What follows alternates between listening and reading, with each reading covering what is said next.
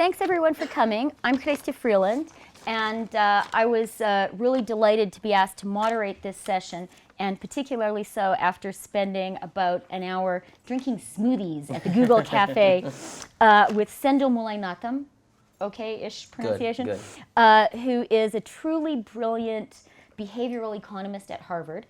And my job today is to ask him about his brilliant ideas and also to give all of us a sense of who the guy is. So I'm going to start by asking you about the paper you're writing right now about angel technologies. What are they and why should we care?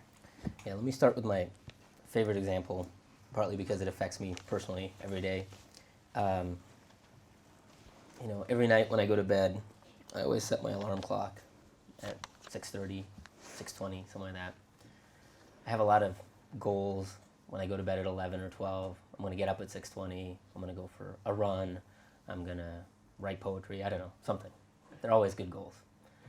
At 6:20, one of the great evils of society is realized, which is the snooze bar. Because at 6:20, I don't want to jog or write poetry. Or rather, no, I do want to jog. I do want to write poetry. I just want to do it starting at 6:30. So when I hit the snooze bar, of course at 6:30, you can see what happens. This is an interesting problem. I like this problem for a few reasons. One, I've been through this many, many, many times, and I still haven't mastered it. Two, there's a technology here that's not helping me that much. After all, the alarm clock isn't doing, in a way, what I would want it to do, which is to get me up at the time that I wanted it to get me up. And so there's a nice product on the market called Clocky, which is this alarm clock with wheels. And what it does is it rolls off the edge of the bed, goes off in a random direction, and then starts beeping. So you can imagine at 6:20, you have to get up and find Clocky. So now you do get up at 6:20. So this is a nice metaphor that I think captures something that technology can do for us. So in this case, what Clocky is doing for me is that, you ever seen these cartoons where there's an angel on the shoulder and a devil on the shoulder, and the devil's trying to get you to do something, and the angel's trying to get you to do something better. And I often think of many things in life as having an angel and a devil, and there's a little fight. What Clocky does is it arms the angel up. It gives the angel a little more ammunition to accomplish what the angel wants to accomplish. And so I think that Clocky for me is a metaphor for a type of technology that we will start to see consumers increasingly demanding and firms increasingly figuring out how to provide, which are not things like technologies that just, Coke tastes good, I'm going to get it. But they're technologies that help us be the people we want to be. That is not someone else telling me you ought to do X. It's me saying, I really struggle with this, and I would love if something could help me do this better. And so once I noticed this with Clocky, I started looking around, and it is sort of an emerging trend. It's very nascent, but it's nice to find these trends before they start to get full-blown and we can name it. And there's a few products, I think, that are starting to fill this space up. And it's an interesting space also because of what I do, which is behavioral science. Because I think behavioral science can move from the lab to actually almost a form of engineering. If we know these are the things that make people tick, can we use these insights to engineer things? What are other tools? What are other things that we can do like Clocky? So I'm going to volunteer an alternative to Clocky, which doesn't have a snooze button, and in my own personal life's case, that's 3 children. But it is a lot more expensive and time-consuming, so I will grant or a dog, you that. I suppose. Wouldn't know about the dog, but the kids definitely do it. So the book you're working on now, Sendil, is called The Eternal Bank. What is The Eternal Bank, and whose idea is it? So that's the book I'm working on next. So I should say, it's always the case that you're planning to do things, as you can imagine. That's a book about my dad, and it comes from this thing. He once called me, and he said, "You're an economist, right?" And this was 12 years after my PhD, so you would think he would know that I was an economist. But okay, anyway, just a little footnote here. You were a tenured professor of economics at Harvard at the time. At the time, yeah. So, okay, so I said yes. You had a few credentials. A little bit, yeah.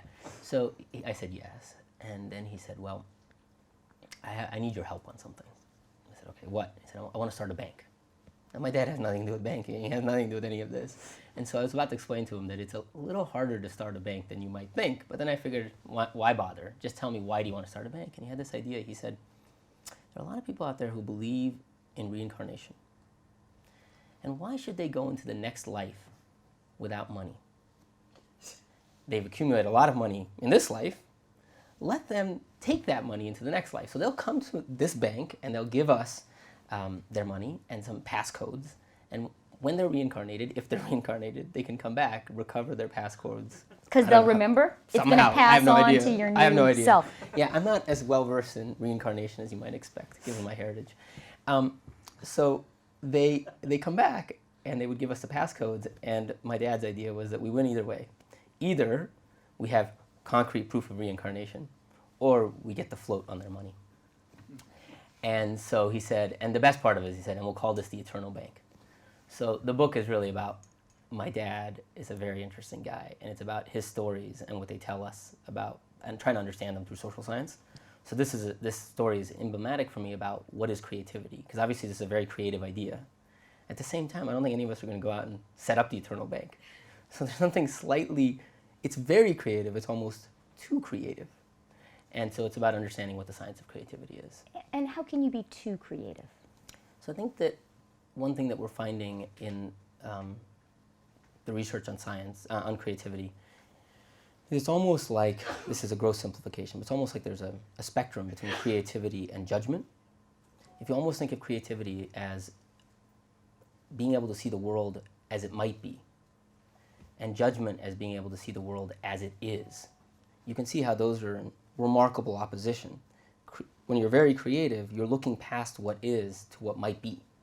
When you have great judgment, part of what you do is you can really see things almost clearly for what they are. And you can see how these are in like remarkable opposition. And so that's why oftentimes creative people will say one brilliant thing and one thing where you're like, that is absolutely insane. And they'll be convinced that both of them are great ideas. And so that's the tension. And so that story for me and the research that I've been doing afterwards is around trying to understand that tension of what makes creativity. So Sindel told me this story yesterday, and it really resonated with me because as it happened, I had just reread a paper by Robert Merton, the sociologist, written in the 1960s, where he and a colleague had surveyed a whole bunch of Nobel Prize-winning scientists. And one of the findings, as the scientists sort of reported their own theories of their success and their thinking, one thing that all of them said was what was crucial was not so much being brilliant, because they said there are lots of people who are really, really smart. It was that they all felt they had a kind of intuition about where the hot and important issues were, and they knew to work on those and not to work on the others. And this sounded to me a lot like the judgment that Sindel was talking about that's so essential to creativity. Exactly, that's right. And I think that varies a lot. There isn't great research on this, but I think that mix that you need varies a lot by field. So in Merton's case, he was talking to a lot of scientists, and Nobel Prizes in science are often given for things that are much more like experimental advances.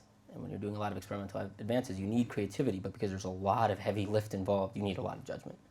But if you look at art, I would speculate, and you go out in this direction, you need less judgment and a lot more just raw creativity. And it sort of varies by field. A very creative management consultant, probably not that helpful. A somewhat creative management consultant with good judgment, very helpful. So I think it matters a lot. As to a very creative auditor, probably not helpful at all.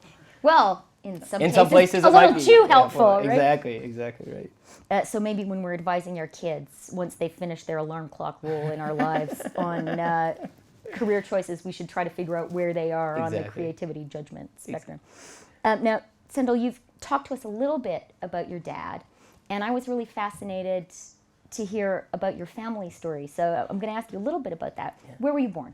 So I was born in India. I was born in a village sort of about 4 hours, actually I used to say 5 hours south of Chennai, but what does hours mean? It's like an interesting thing where it's like the roads keep getting better. So in effect, the village is getting closer to Chennai. So how close is it now? 3 hours. Pretty good, right? That's good. That's progress. I thought the infrastructure was progress. terrible. No, it's getting better, much better. Yeah, my teeth don't rattle anymore. And then how old were you when you immigrated? 7. And that was to? That was to Los Angeles. So yeah, we moved to LA, my dad was there, and then I was there until I went to college.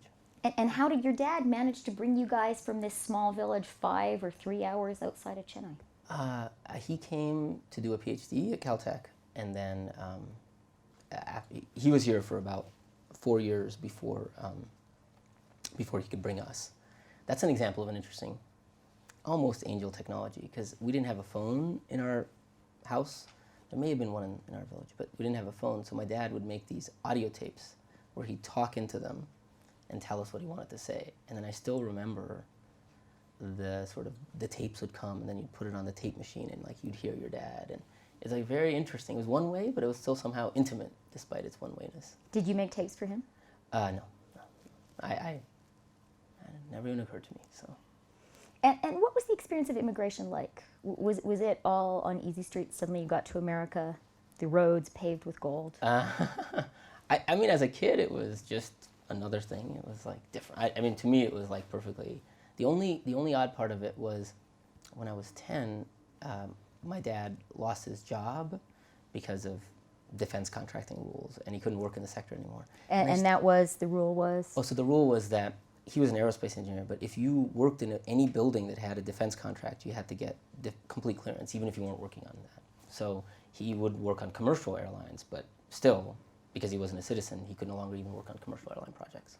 So now he couldn't be an aerospace engineer, and the interesting part of it to me was I still remember this moment where it's kind of interesting, where I said to him, so now you don't have a job, we're not getting money, so what happens if you don't get a job? I was curious, it was interesting, and he said, what do you mean what happens? We don't have money, we don't eat. And it never even occurred to me as a child that the world would be such a place where just through chance you could end up with such a random bad outcome. Because, even when we were in India, it's not like I ever worried about not having something to eat per se. You might not get candy. Okay, you don't get candy. But somehow the idea that the world would be this place where there's almost no net and you can fall very far, that had a very long impact on me.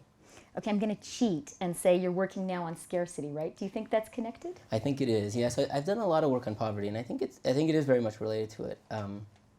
It's related to this notion. I think that's this sort of the psychology, and I think all of us probably feel it in one way or another. So some people may feel it in money, some people may feel it in time, but that feeling of having very little, and that feeling that you get when you just feel you have too little time.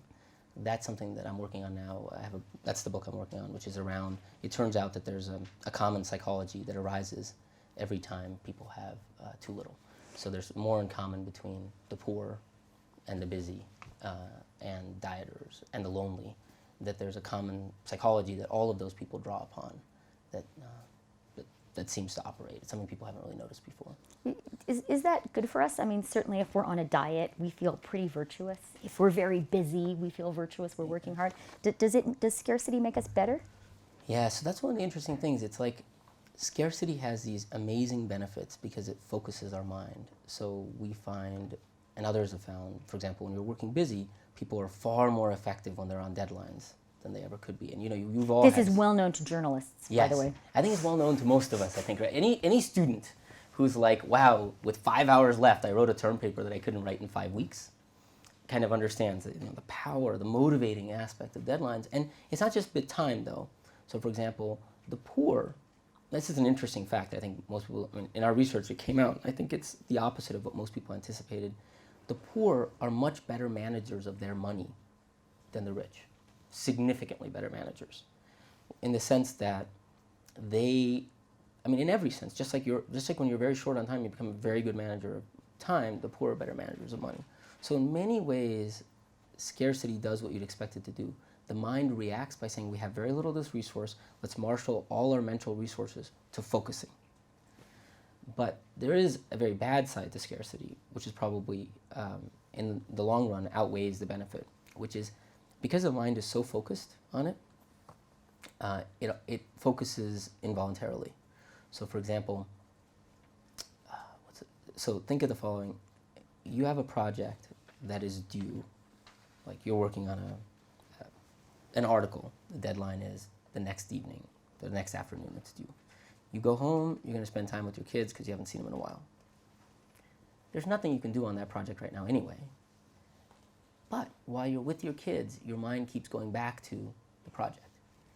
You haven't done work on the project, and you haven't enjoyed your time with your kids. And they probably haven't enjoyed it And either. they haven't enjoyed you either. You're a worse parent. In that moment, you are a worse parent.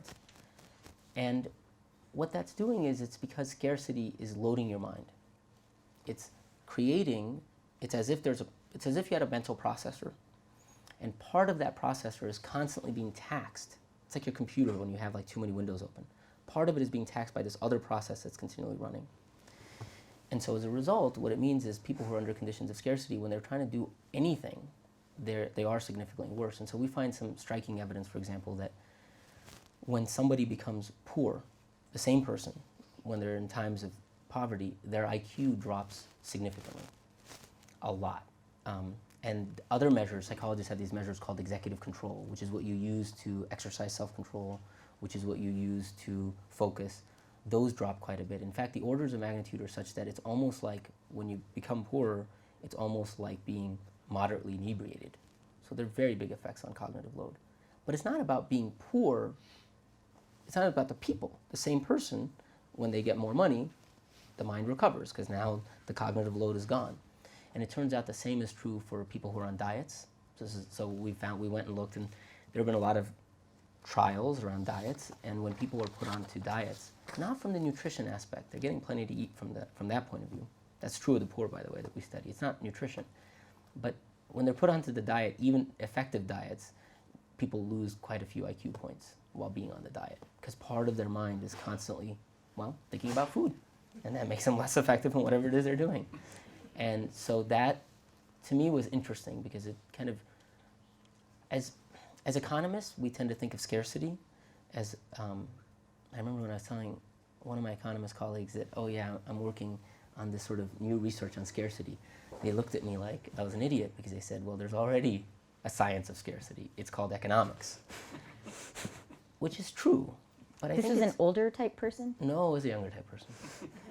They probably just didn't like me. But what they were alluding to, which is right, economists are brilliant at recognizing that everything in the world is scarce. If you spend money on X, you don't have money to spend on Y. So let's call that physical scarcity. What I think economists haven't understood, and maybe they don't care to understand, is that physical scarcity doesn't mean psychological scarcity. So I'll give you an example. Like most people in this room are lucky enough not to have money scarcity.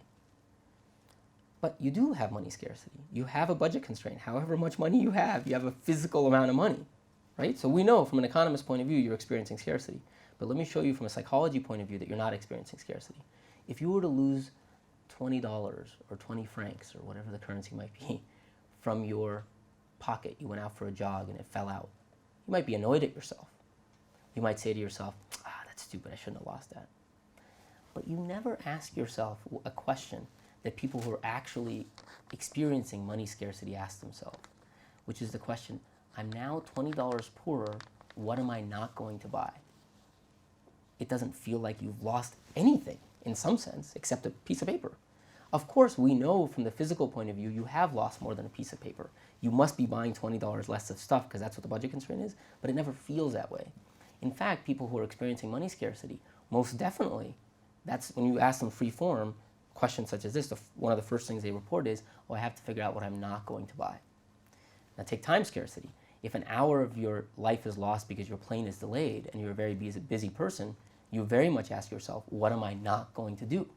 If an hour is lost on a Sunday afternoon that was a relaxing day, you don't ask yourself. So that's the sense in which there's a big divide between the physical scarcity, which economists are right to point out exists everywhere, and this psychological scarcity, which is a remarkable feature of the mind to allow us to feel like we have millions of $20 bills, endless amounts of $20 bills.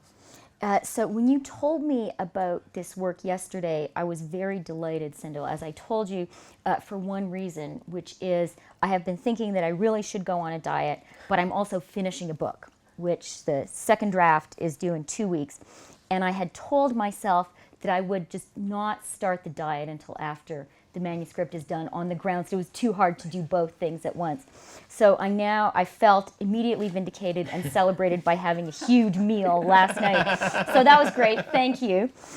But are there other practical lessons you can offer us? So your story about the parent who has work and has made a choice to be with her or his children, has the work to do later. I think probably everyone in this room who has kids is familiar with that, and we hate it. So how can we do better? So I think that let's go back to where we started a little bit. I think that's where the angel technologies can be very, very powerful. I think what we can start doing is we can start getting attuned to consumer needs that are of this type. So that is, there are quite a few consumer demands that are of the type of, I'd like to do better at X. I want to be this person, or I want to do these behaviors, but I'm not able to. We can diagnose what's causing the wedge between, I call this intention and action, but you might want to say between wanting and doing. But whatever is causing the wedge between wanting and doing, we now have tools in behavioral science to understand that. So for example, one of the reasons there's that wedge, and we all know this from eating, is pure self-control. You don't want to eat that donut. But then when you see the donut, you're like, oh, this donut looks really good. Maybe I'll eat this donut. But there are other things which are as important, in fact, arguably more important, but people underappreciate. Which one of them, I think, is probably even more important than raw self-control, which is mind wandering.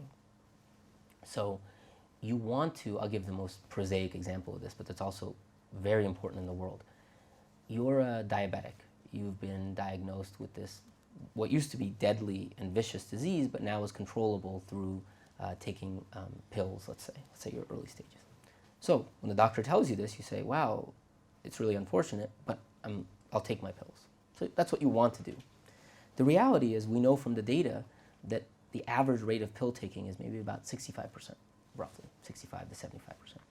That's not good, because that means you're getting efficacy well below what you should be, and that leads to a lot of consequences. So that's a wedge between wanting and doing. Now, what's causing it? I think sort of mind-wandering, forgetting, inattention is one of the biggest sources of this, because after all, you live a busy life. It's 4 in the afternoon. You were supposed to take your pill at lunchtime. You just forgot, but now it's back at home. And life moves on, so you miss it today. And that's because diabetes is asymptomatic. Nothing, the devil, in this case, is not a strong devil. It's the neutral devil of kind of indifference. You're like, well, nothing is that wrong right now. The angel can't be as loud as that indifference, basically. There's nothing for the angel to say, no, but you have to take it. It's very consequential. So there's this company that's created a way of making the angel very loud, and it's called glow caps. And what they do is, I call it the passive-aggressive pill bottle. So it's got a little light, and if you don't take it, it starts by blinking. It's like, oh, I really want attention. You haven't talked to me. So if you don't open the pill bottle. But then if you don't open it after the blinking, it starts beeping. And if you don't open it after the beeping, this really is like a friend who really needs attention. It starts sending you text messages. And so that's an example where you can diagnose the wanting and doing, and in clinical trials they're finding that to be very effective at increasing adherence. But there are many more places than just taking pills. So let's go back to parenting. So a very specific example I often think about is, if you ask parents, how good do you think it is to raise your voice in anger at your kids? Most parents will say, that's not a good idea. I mean, you need to be stern, you need to be firm. Maybe you need to raise your voice because that's the right thing to do at that moment, but you shouldn't do it just because you're angry. I think a lot of parents would say that. I hope. But, of course, when you ask them, well, how often have you done it in the last week? They'll say, well, okay, I've done it quite a few times, and that's not good. Now, that's a great example between wanting and doing. Now, and I think technology can understand how we can solve that problem too. Like, introspect for yourself a little bit about what happens in that moment. Again, it's a little bit of mind wandering. You get so caught up that you're just like, if there was a technology at that moment that sensed, oh, look, there's a rise in your volume, let's just have a bracelet that detects it and then buzzes silently to you. It brings you back. Well, I can tell you, Sandil, if there were such a bracelet, my children would be giving it to me Exactly. for every holiday. We only have a few minutes left, so I want to ask you one final question, which is, what makes you do what you do? What excites you about your job? What What gets you up in the morning? Not what keeps you up at night, but what gets you up in the morning apart from the little clocky thing? I think it's two things. One is because of my experiences in life, I feel like I value doing things that have social value and do something. I've been incredibly lucky. And so when you look back and say, wow, I've been really lucky, it's a little unnerving because having been so lucky, you feel it's a flip of a coin, and there are other people who have not been lucky and who are surely more talented. And so trying to kind of put something back. But the other thing that drives me at some visceral level is, I was telling a student of mine this the other day, it's like, I love desserts. And there's this chocolate chip cookie that I really love in New York. It's this Levan Bakery. It's possibly the best chocolate chip cookie in the world. And when you eat that cookie, it's amazing. It's like your mouth fills with like incredible pleasure. But for me, when you have like a good idea, I would say it's the same visceral pleasure. It's like it's not like any random idea, but when the idea finally comes together and you say, oh, that makes sense. It's the same kind of just raw, just pleasure of like having seen it. And unlike the chocolate chip cookie, you have this other sort of egotistical advantage of like, I might be the first person to have this idea. Probably not true, but you know, egotistically you can fool yourself into saying that. And that's a real pleasure. Okay, I can't resist this slightly naughty question. So having a great idea as good as this fabulous chocolate chip cookie, do you compare it to sex also when you talk to your students? No, I do not compare it to sex when talking to my students. So we have certain rules at Harvard which some of our faculty break, but no. When talking to us, you're safe. You're among friends.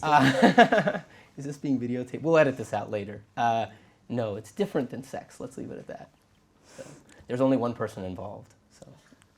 I cheated, and I'm going to ask you one last question. What's the big idea or the big subject, apart from the ones you've told us, that you would really like to have that breakthrough idea about? That's a good question. So I think that the thing I'm nibbling around the edges at with Angel Technologies is part of sort of Ideas 42, which is a social venture we've set up and has a lot of good people. And the thing that we're nibbling around the edges and really perfecting is the thing we'd love a breakthrough on. I think we're close, but we're not there, which is if you look at behavioral science, whether it's economics or psychology, they're fields that are not, they're almost like science, like physics is. They're not engineering. And the biggest advantage is that some of the biggest breakthroughs in physics came from engineering, by which I mean where you take a real problem and you actually try and solve it. And I would love to see, and that's what we've been doing at Ideas 42, I would love to see a way that we can actually become engineers. Engineering is a discipline. It's a science in a way. It uses scientific tools. It uses analysis. And I think right now where social science is it's almost like the applied stuff is considered like somebody will do it. It's just guys at Harvard eating chocolate chip cookies, as it were, exactly. Not connected to the real world. Right, and I think that in a way when we have a more robust field of engineering, just like in physics, it'll transform even pure science. Because when you go out and try stuff, you realize, okay, this isn't going well. There's something we have wrong. And we're already finding that in some of our projects. Behavioral ideas that look great in the lab, you go try them on some project and you're like, this isn't working at all. Which then makes you question, well, what did we do in the lab experiment that wasn't so representative of the world? And so that would be the idea that I would love to see in the next 15 years, is to say, wow, we created a field of sort of almost engineering in this area, and I think that could be transformative for the world. Okay, well, thank you so much. I have been really fascinated by everything you've had to say today and by our conversation tomorrow. I'm sure everyone else here has been too, and we will all want to buy your book. So when is it going to be published, and what will the title be? Oh, the title is a sore subject. I don't have a title, but it's published in January. So. And this is the Scarcity book? Scarcity book. The Scarcity book, and who's the publisher? Times Books. Publishing is weird. It's got this huge hierarchy. Every publisher is owned by some other publisher, but this is Times Books. Okay, Times Books, something about scarcity. Sendil Mullainathan. I don't think there'll be lots of people with that name publishing a book in this area in January. Yeah. And we will all buy it. Thank you so much. A great pleasure. Thank you very much. It's nice talking to you.